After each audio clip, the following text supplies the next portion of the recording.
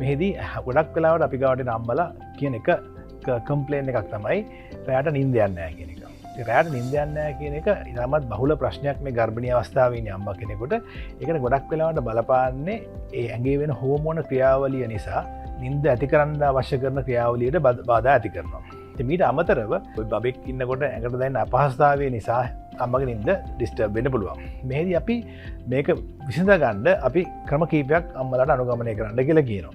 පළවෙනි එක ඒගොල්ලන් නිදාගන්න ආසන්නයේ කෝපි තේ වගේ පානවලින් වැළකීලා ඉන්න ඕනේ.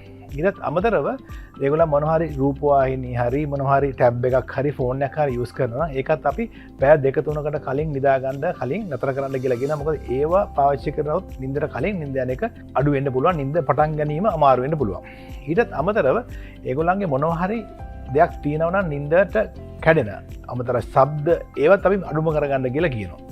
ඊටත් අමතරව සමහර අම්මලාට දවල් පොඩ්ඩක් පරිපූර්ණ බුදිය ගත්තාම රාත්‍රී නින්ද යන එක ඩිලේ වෙන්න පරක් වෙන්න පුළුවන්.